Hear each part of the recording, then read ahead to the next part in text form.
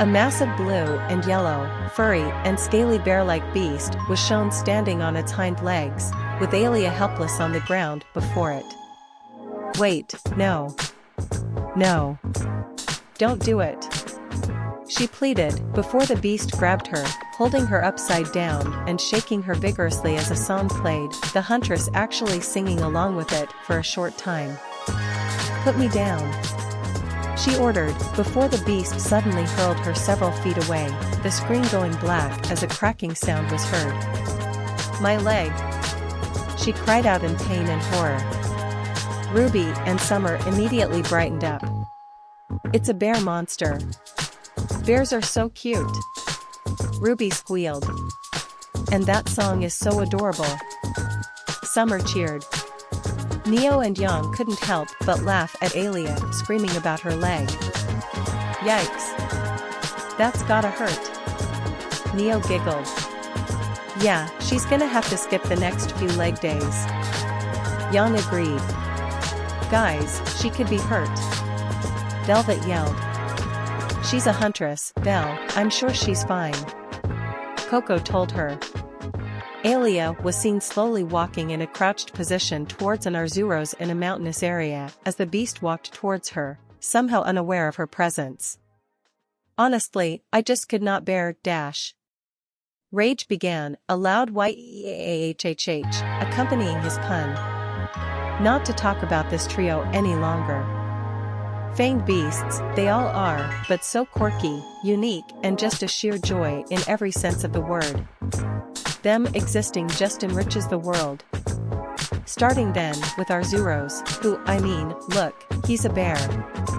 He's literally the blue bear beast. He looks like a bear, he operates like a bear, he's just a bear. But that should not take away from him, for he is full of personality. And, you know, he does have huge, spiky arm bracers to add to his already immense strength and put more power behind his long, razor-sharp, crimson claws that he can use to shred through bark, the ground, other would-be aggressors, and generally just make a nuisance for himself," he explained as the creature repeatedly swiped its claws at Alia and even backed up and bumped its butt into her, sending her flying. "It's so cute," Velvet said, gushing over the beast. "It looks so fuzzy." Nora cries out. "It's adorable. And the blue and yellow look so good." Emerald cooed. "The scales feel a bit out of place and the spikes are somewhat unnerving, but yes. It is rather cute looking." Glinda agreed. "I always loved bears as a kid. It took Dad forever to convince me to stop sleeping with a teddy bear," Yang admitted. "Look at its tongue hanging out. It looks so goofy and funny." Ruby laughed. And the less mature of the audience all laughed as the bear creature backed its butt up into Alia. A butt bump attack, huh? Those came in handy quite a few times in the past. Even against a few Ursi. Summer giggled as well. Now, he's not just all cuddly blue fur, he does have his signature ridged azure scale and, after that, really just classic bear-like, even how he operates within an environment. He's a huge fan of Winnie the Pooh, sharing the love for honey wherever he can find it. Rage stated as the beast continued to claw at Alia, before it changed to a clip of a cartoon bear singing about how the whole world around him was made from honey, much to his enjoyment. "That looks amazing," Yang said. "I always loved that idea that bears love honey. I always dreamed of just sitting down with a bear, enjoying a pot of honey," Ruby said, imagining herself and the Arzuros slurping up paw/handfuls of honey. "It is cute, sweetie, but please tell me you're eating more than just sweets," Summer told her. "She eats cookies for breakfast at the cafeteria." Weiss ratted out her leader. "Traitor!" Ruby cried out. "I wouldn't mind a little bit of honey, myself," Velvet agreed. "I doubt that honey can be worth all the stings you'd get trying to take it," Hazel scoffed. "Some people are willing to give up everything for their greatest prize, Hazel." Winter told him. But Arzuros isn't, well, the smartest velocipede in the pack.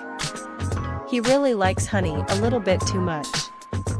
To the point where many Arzuros are killed because they're so engrossed with their tasty treat that predators walk up on them without any real semblance of stealth and just kill and eat them. Rage explained as an Arzuros sat, enjoying a beehive full of honey, ignoring the stampede of herbivores fleeing around it, until the beehive slipped from its paws, rolling behind it, the beast turning around to get the hive, only to notice a massive freaking xenogre mere feet away from it, finally, causing the bear to run for dear life.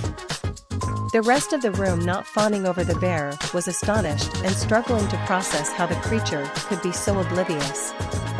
I mean, I know animals can be slaves to their cravings, but that bear just has no survival instincts. Crow said incredulously. Indeed. It also clearly has no self-control and just gorges itself non-stop. Ashbin agreed. It seems impossible a species would be able to continue existing if they're that unaware. Ironwood added. Exactly. I love fish, but even I know when it's time to give it up and run. Blake admitted. Well, if it really is worth dying for to them, I suppose we can't blame them. Pyrrha said. I can. If you're too dumb to survive, then you shouldn't. Adam stated. Now, maybe to them it's worth dying for, I imagine in that situation, it is, but you'd think awareness should probably be prioritized a little bit more. It takes something absolutely monumental to break an Arzuros' lust for honey. Rage declared, before a clip was shown of a familiar actor, but in a very different role from what they'd seen of him, shooting a man with a jar of honey superimposed over his own head, killing him. Oh, I'm sorry? Did I break your concentration? He asked a man with Arzuros' head superimposed over it. Yeah, that's a pretty good way to get someone's attention. John said fearfully. But such a waste of honey. Ren said disapprovingly, shaking his head. As Nora would often drink their syrup before Ren could make the pancakes, Jay and PR would often have to find an alternative sweet, viscous liquid to put on their pancakes, honey being their favorite, or fresh fruits and whipped cream if they had no such sweet, viscous liquid. Honey used to be mine and Gretchen's favorite on toast. The bear's got good tastes, if a little overboard with its obsession. Hazel admitted. And what's more on top of this, they have this sort of honey zone, or honey vision. But they also notoriously cannot stand being surprised. It's really the only way they'll get aggressive, because normally they're quite peaceful creatures, going about their silly day, like not knowing how fast they should run to stop in time for some tasty little morsel. They're adorable in their own right, they really are. Even their grapple is just shaking you around to see what falls out in the hopes that it may be edible. Rage declared as the part from the beginning of Aelia being shaken by the beast was shown once again. They do try to their best to the what was that? He questioned as he realized he goofed up before the screen went black. Yo, this one goes out to all my Arzuros out there. Rage declared as some music started up and the shaking was shown again.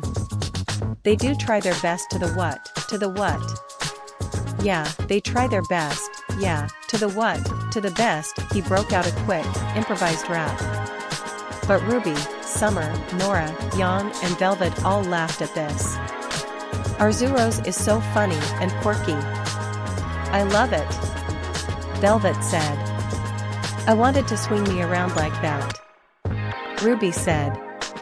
That'd be so much fun. Nora shrieked. Maybe if it wasn't shaking me upside down. Summer agreed. Ah, it reminds me of my Beacon days, shaking down nerds for their lunch money. Roman said reminiscently. 1. Yang laughed when Rage messed up, but then put it into a rap. Gotta admit, the guy's got talent, turning a mess of words into a rap. She admitted. I'm so sorry. I'll go back to talking about the animals now. They will avoid their threats, especially humans. They will shy away and slink back into the trees.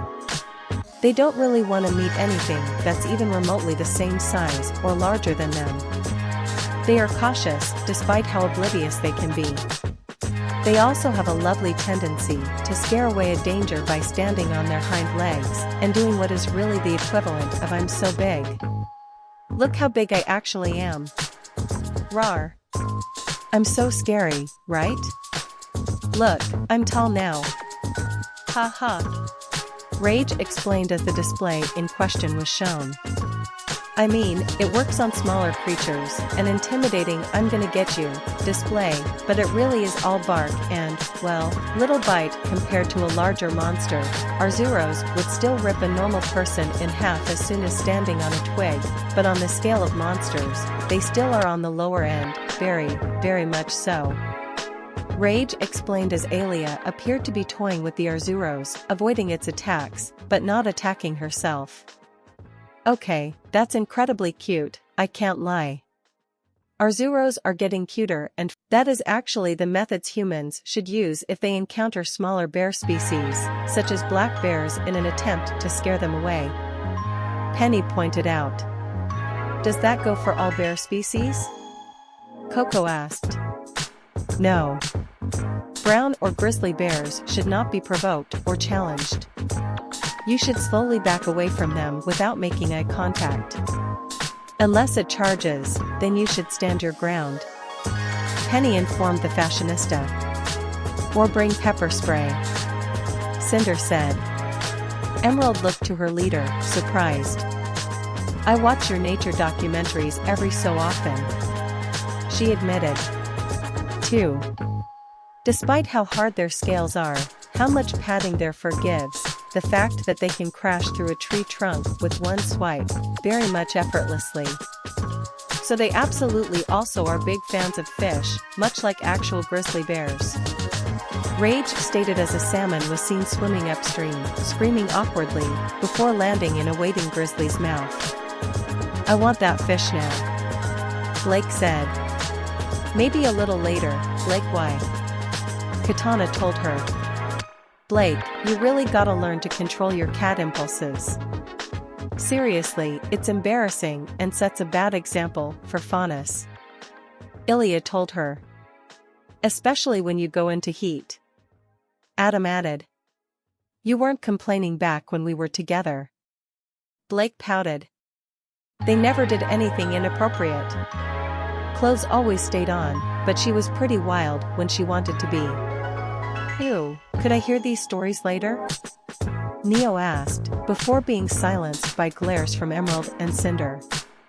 And indeed, the red helm Arzuros, which is the deviant, which is a crimson variety, whether it be a symbol of old age or, well, soaked in the blood of his enemies, is unknown to the guild, but they are just experienced, older Arzuros.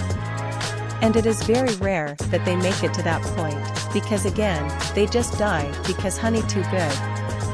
Whereas the red helms kind of mastered his yin yang of I hate being surprised, but I just love being in my own world with honey, and has come out on top with huge extra strength, size, ferocity, and, honestly, they could absolutely wallop many times above their weight class.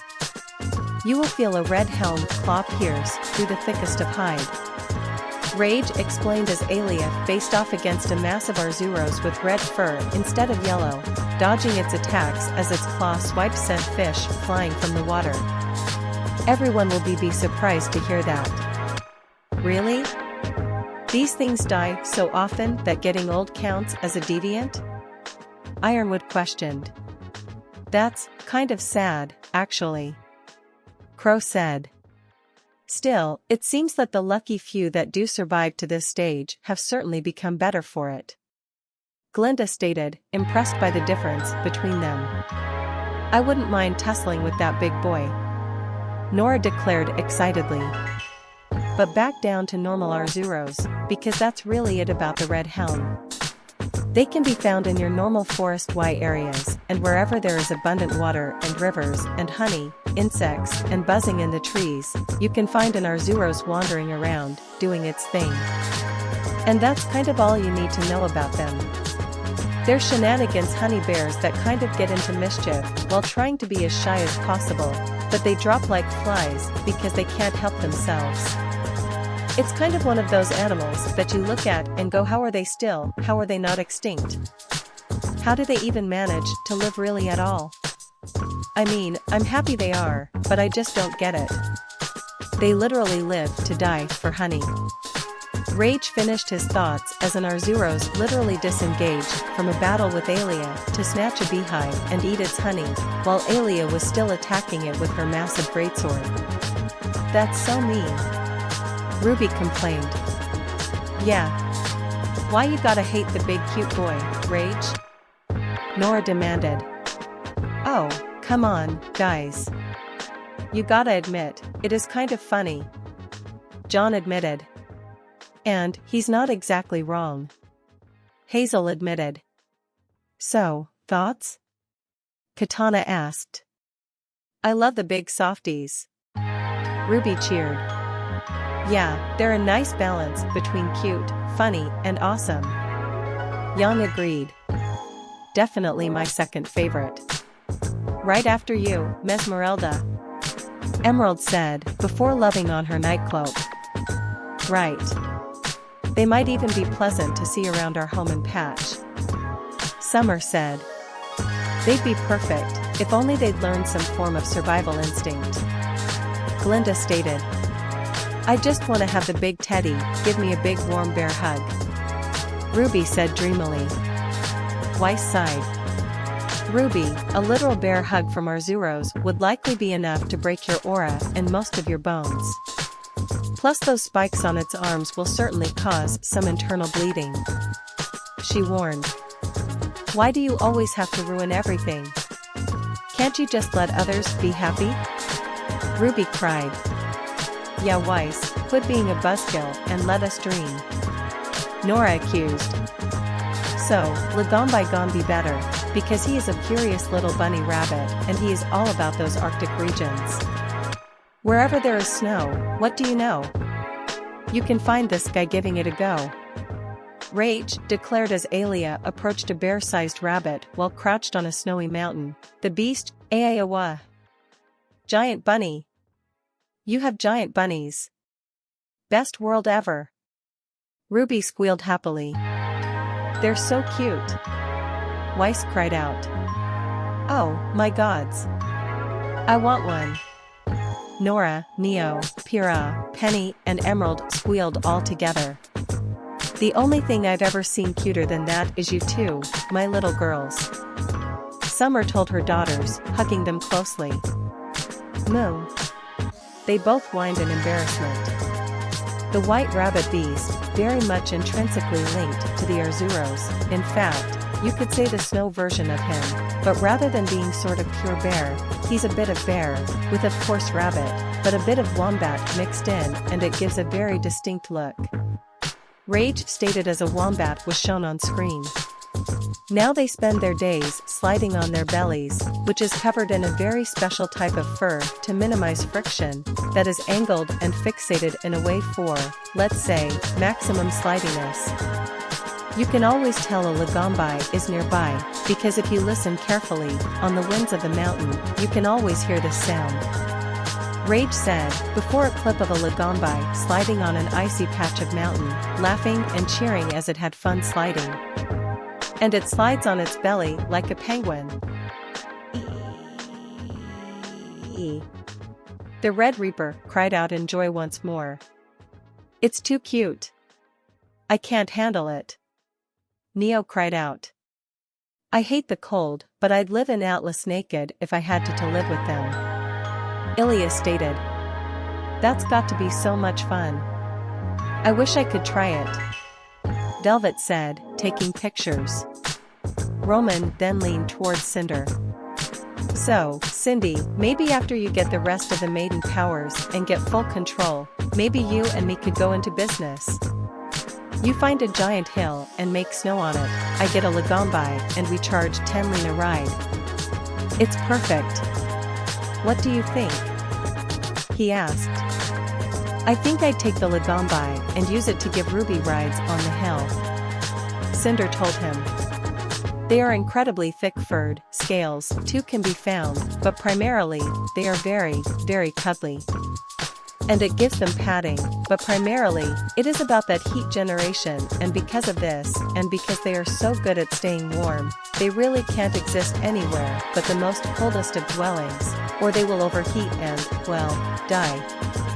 Rage explained as Alia dodged Lagombi's many attempts to slam into her while sliding, almost looking like a bullfighter, if the bull was a giant, slippery rabbit instead of a bull. If that's true, then Atlas would be the only place the poor rabbits can survive on Remnant. Glinda said sadly. And we would take them in happily, Weiss declared. Indeed. And if their fur could be shaved in the warmer months, as far and far between as they are, they could be made into wonderful blankets and coats. Ironwood, imagining himself sat in front of a fireplace with a Lagombi blanket wrapped around him, reading a book and drinking cocoa. Not to mention, with proper house training, they'd make excellent warm and fluffy companions to Elysian children. Or adults. Winter said, whispering that last part. They are primarily insectivores, which is already a huge plus, because anything that gets rid of those annoying little shitty insects that exist to piss you off is a bonus in my book, but he also is partial to some mushrooms and general vegetation, because variety is key to a happy life. Although, if they get desperate, if the tundra is cruel, they will go after larger game, just to satiate their gnawing hunger.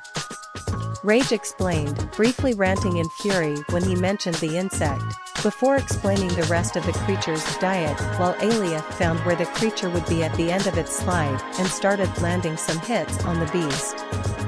Wonderful, so it shouldn't be too dangerous for people, Ren said with a smile. He wouldn't mind playing around with one of these creatures either. Yeah. And like Rage said, whatever gets rid of those nasty bugs. John said, shuddering at the sight of the giant insects. Definitely. No bug that big should exist, Adam admitted. I'm almost tempted to load up with fire dust and blast them with fireballs like I did to the Ice Princess Queen Lancer. Hazel agreed. Hey wait. I'm master summoning? And I can summon a Queen Lancer? Weiss asked, shocked. Winter smiled proudly at her sister. Now, they are, again, easy prey for even something like a pack of baggy. Rage went from explaining what the creature at to what aided as an image of a pair of blue raptors were shown, but everything above that, I mean, they're just walking, tender sirloins. Tigrex gonna be licking his lips if he finds a sniff of a Lagombi. He finished as the creature slammed into Alia while sliding, but she managed to get a horizontal slash across that staggered the beast. No. Not the big fluffy bunny. Ruby cried out in a panic. I don't like the thought any more than you, sweetie. But that's how nature works. Predators have to eat to survive, especially in such harsh climates. Summer explained. I'd normally agree, but I'd say in this case, Tigrex can find something else to munch on. Try his luck with a gammoth or something. Emerald agreed. Hey! Weiss declared with a pout as Balka shot snow at Emerald. But they are exceptionally well adapted for survival, or at least escape. Due to sheer speed they can power slide around the slopes, it is very hard to catch one that is determined to not be caught.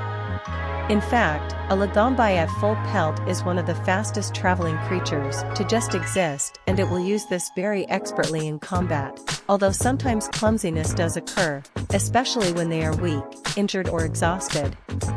But the aim is to go very fast, use their quite immense bulk to plow and break and smash through opponents, confuse them with rapid movements, changes of location, and just all-around speed. They are the masters of the ancient style of martial arts, the slip and slide. And they use it to great advantage. Rage stated as the Lagombi repeatedly rushed past Alia, who most of the time was just lucky enough to not get slammed into. Amazing. They might even be able to give Oblak a run for his money. Glinda said in amazement. I never thought sliding could be such an effective way of getting around. Blake said. We've already seen Mizutsun use it to great success, so I don't see why it wouldn't work for Lagombi. Ren reminded her. Ooh. Perhaps we could organize a race for sliding monsters. Penny suggested. I'd pay to see that. Coco giggled. Again, mild in nature, they don't tend to attack unless provoked. They're mostly spending their time trying not to die and storing as much food and fat as possible.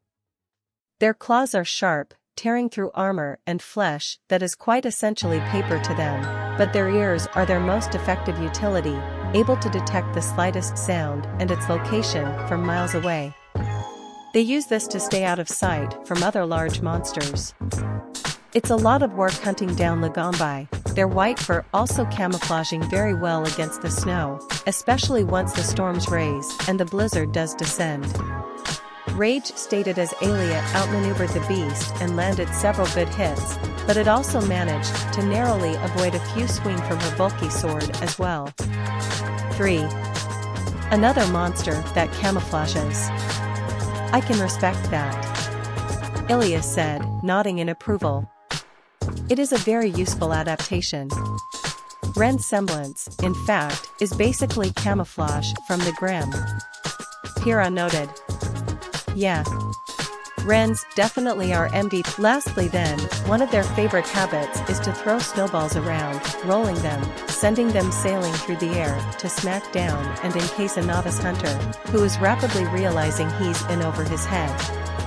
They are little tricky fellows, they are fun and they add some real diversity to the world and I love that they exist. Rage said fondly as a tiny snowball was seen rolling down a hill towards a young huntress, who bent down to pick it up, before feeling a rumbling and looking up to see a massive snowball rolling towards her, rolling out of its way to see another one rolling towards her, but it was shattered by a sliding Lagombi. That's hilarious. And awesome. Neo laughed. Totally. We need these on Remnant. Nora agreed. Even I want to have a snowball fight with it. Delvet said, having a chibi dream of the group having a snowball fight with a Lagombi. That would be so awesome. Count me in. Yang declared, RWBY giggling and nodding vigorously. Weiss rolled her eyes again at the idea of her peers. You realize those snowballs would be heavy enough to crush you, right? She questioned. The girls all groaned again at Weiss spoiling their fun, RWBY pouting and glaring at her teammate. Weiss. As your leader, I order you to stop being a meanie and ruining all of our fun. If you do it again, you will lose your RWBY privileges for the rest of our time here with Katana. RWBY declared, causing Weiss to look horrified and cover her mouth. Although, he does have a deviant, the Snow Baron Lagombi, who like the Red Helm, is just a bigger, badder Lagombi. He's spikier, he's got a very much evil look in his eye, he is the aggressive variety. Rage explained, showing Alia fighting a much larger, darker-furred Lagombi that threw an enormous snowball, before sliding around even faster than a normal Lagombi, kicking up giant clouds of snow. The outlaw of the frozen wasteland, the Snow Baron, can be found jauntily sliding around any territory it has claimed of its own. Its playful antics, however, can mean one more village buried under an avalanche. Rage declared in his signature ominous echoing voice. Avalanches? Ironwood said in disbelief. We knew deviants were far stronger than their counterparts, but that difference is incredible. Winter stated. If we get them on Remnant, you might need to make the walls of Mantle higher. Ashvin advised. Yeah, it kind of likes to cause avalanches. A lot of the time incidentally, because of how much volume of snow it displaces with its immense slippy power. And the Snow Baron is Snow Baron because, well, no one has much of an idea. Age, of course, is the leading suspect, but they do change quite physically. And they do display signs of something getting on in years, so it is the logical conclusion. The fur of a Lagombi gets softer and softer and softer as it does age, and the snow barons is the cuddliest gosh darn thing, one of the most sought after materials, just because of how luxurious it is to wrap yourself all in and cuddle forever. Rage stated as the snow baron swiped its claws and hurled smaller snowballs towards Alia along with its usual sliding attacks. Everyone was imagining how warm and soft the fur could be, RWBY in full daydream mode and imagining herself cuddling with the beast. "So fuzzy, so warm," she said. "And you don't even have to burn your throat with a buttload of bourbon." Crow chuckled. His former beverage of choice definitely warmed him up, but it also gave him his gruff, scratchy voice by ruining his throat. "Oh, man. Line some of that fur on the inside of my hat and I'd be one happy customer," Roman said. "I'd have the full pimp look, for everything," Neo stated. "I wouldn't mind seeing you in that," Young said. But of course, the most impressive feature of the Snow Baron is its newfound muscly form, allowing it to pick up absolutely ginormous snowballs that can completely paste even larger monsters against the ground. It is very hard to resist that volume of packed ice cascading upon you. Rage warned of the Snow Baron's final, ultimate ability as indeed, the creature lifted an enormous snowball and threw it at Alia, who barely dodged it and was still knocked back and sent tumbling away. "Thoughts?" Katana asked. "Is there a word for awesome and adorable?" Young asked. "Its sliding and snowballs are epic," John declared. "And as Winter said, I wouldn't mind snuggling with one," Glinda admitted, although Kaiser obliged and gently coiled around her. Fun fact, Lagombi was going to be Velvet's original monster. Katana noted. "Really?" Velvet asked. "But then I realized that it was a little on the nose with you both being rabbits, and because of their autonomy, it would die from heatstroke anywhere besides Atlas. Plus, their method of fighting is sliding and throwing snowballs, which the former would be pretty difficult on dry land," the Ice Demon explained. "Huh. You know, when you put it like that. Cerigio's is a way better choice for her than Lagombi," Coco admitted. "Yeah. I'm way better than any old bunny," Quickshot declared proudly. "And I'm happy to have you with me," Velvet said, cuddling the bladed beast.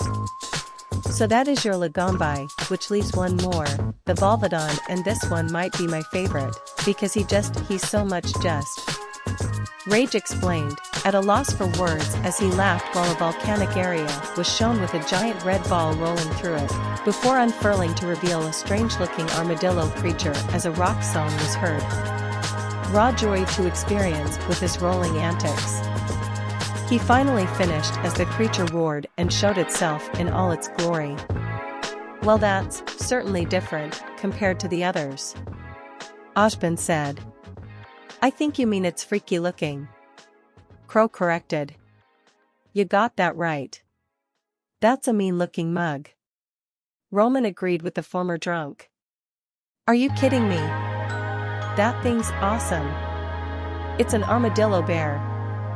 And that song is epic," Nora stated.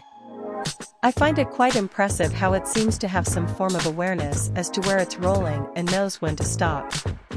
Ordinarily, it would be impossible to keep track of one's location while rolling in such a manner," Penny stated.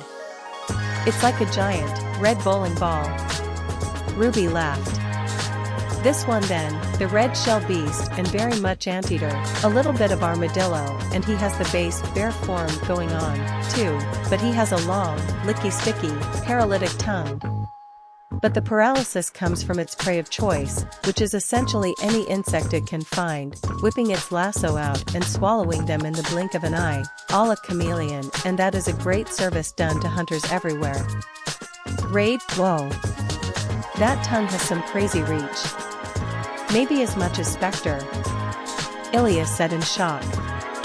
"Huh. That oversized roly-poly doesn't know the first thing about using its tongue right." Spectre declared, arrogantly, shooting her tongue out at Ruby's skirt, invading one of its pockets and coming back with a cookie, which the elder dragon snapped up, much to the Red Reaper's fury, her mother, sister, and girlfriend having to restrain her. I wonder what else that tongue could do, Blake said, getting naughty imagery in her mind. Blake! Emerald scolded. That tongue's super sticky. That has to cause problems. She warned her. And it's paralytic, in case you forgot. Adam reminded. Then perhaps we could use its saliva to make paralytic rounds against the Grim? Ironwood considered. Now, it also can have a little bit of a flora diet when it gnaws down on roots, and a little bit of vegetation it can get its hands on, just in case the insects are a little bit too sparse and far between.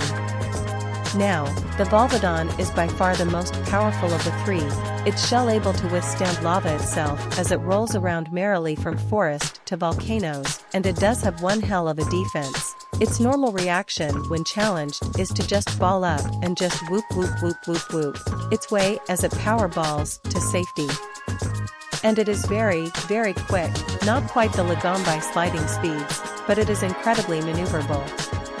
It is able to roll not just, well, in the direction it's traveling, but also sideways, diagonal. Look, it can go in the directions it pleases, either for longer, more runaway type journeys, or slight adjustments of the speedy nature to confuse and flank enemies before unleashing the tongue weaponry. Rage explained as Alia struggled to dodge the long, sweeping motions of the tongue and some of its rolling attacks when it randomly changed directions on her.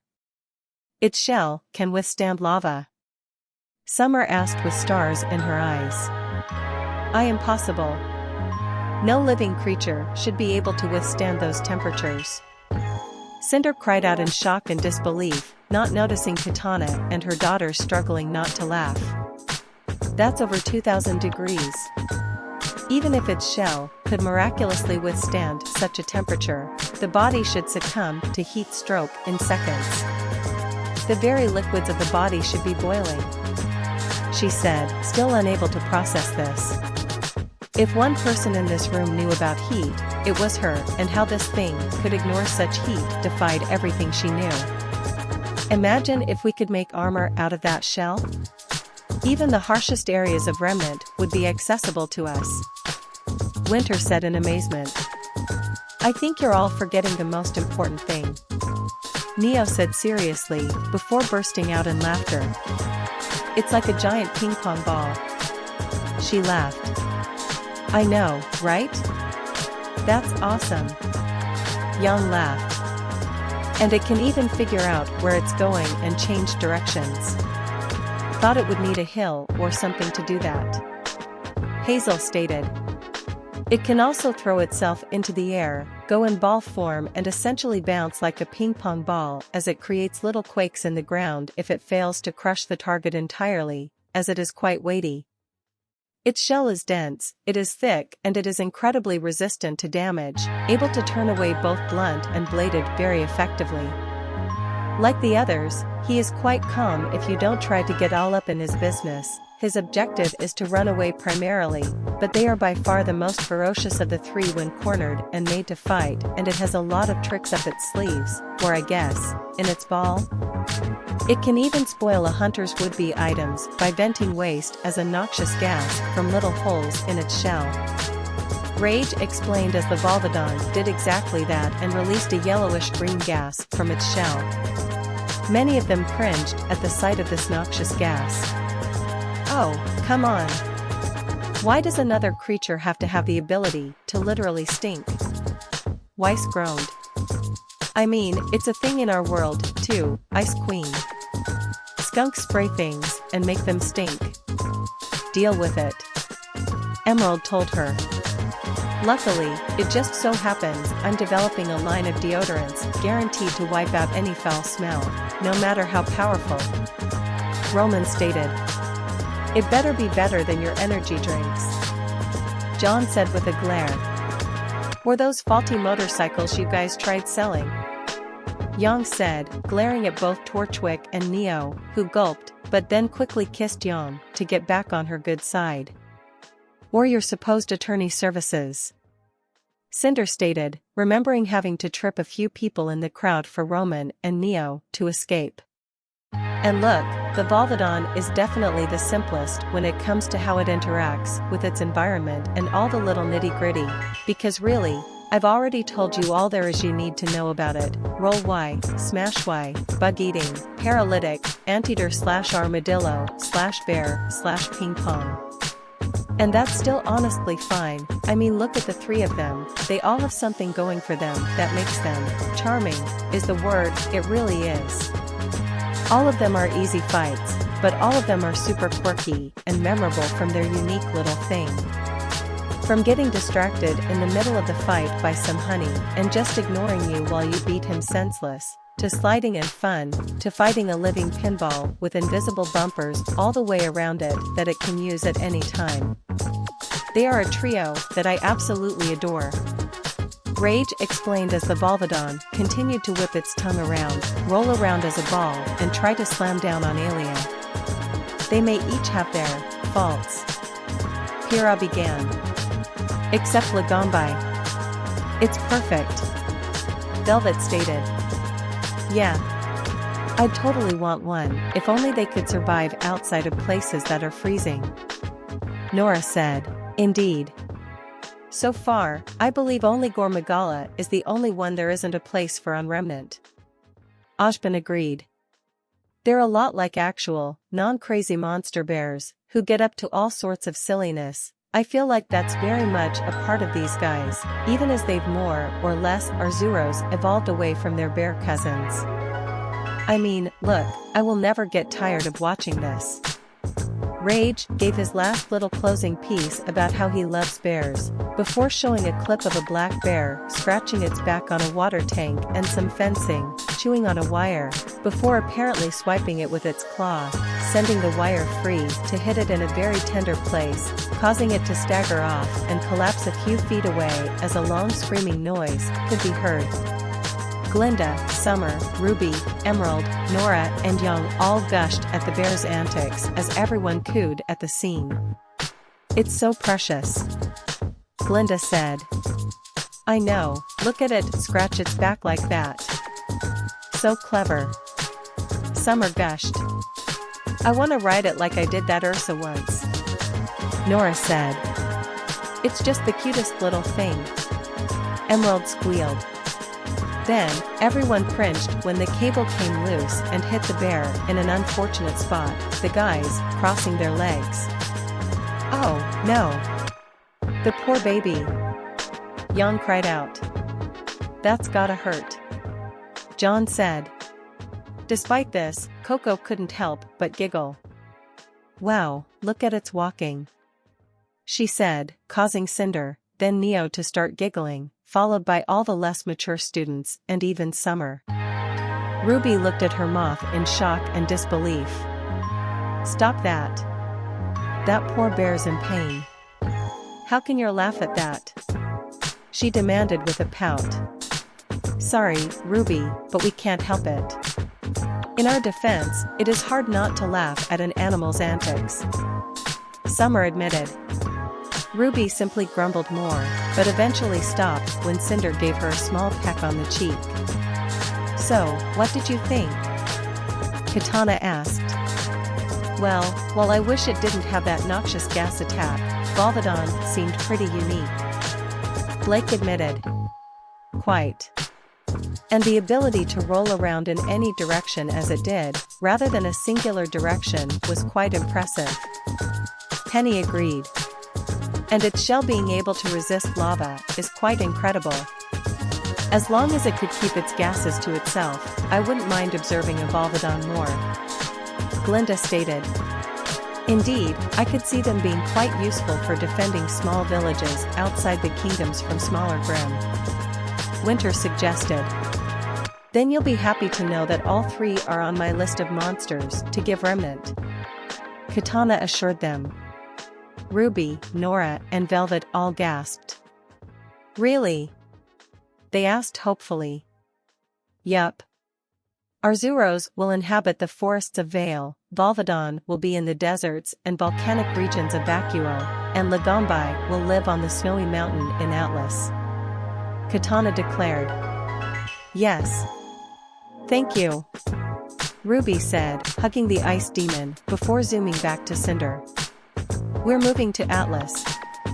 She told her. I mean, it's definitely super cute, RWBY, but do you really want to move just to get a giant bunny? Cinder asked.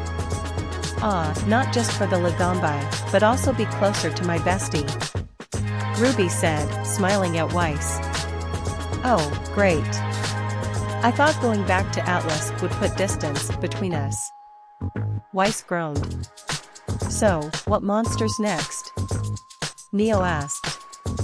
Actually, I was thinking that, now that you all have your monsters, now would be a perfect time to show you incredibly powerful techniques used by the riders. Katana explained. Riders? Weiss asked. Yes, a group of people that have grown and lived alongside monsters, developing bonds with them with the help of special stones known as kinship stones. And when the monsters and hunters have grown together and truly become in sync with one another, they are able to use devastating kinship attacks. Katana explained. Yep. And it just so happens that we are both hunters and riders. Teko declared. Except we don't need some dumb stone to make monsters love us. We're just naturally irresistible and loved by all monsters. Razara bragged. That, and we're a family of demons powerful enough to capture and tame monsters on a level regular humans can't. Katana added, putting an end to her daughter's boasting. But we'll get to see these attacks and perhaps even attempt them ourselves? Ironwood asked. Yes, but sadly, not every monster has one. We're still working with newer monsters, like yours and crows. And Elatrians are incredibly hard to find, so you can imagine that it'd be hard to come up with an attack for a monster you can't find. Katana explained. Still, this does seem quite interesting. I would very much like to see these attacks.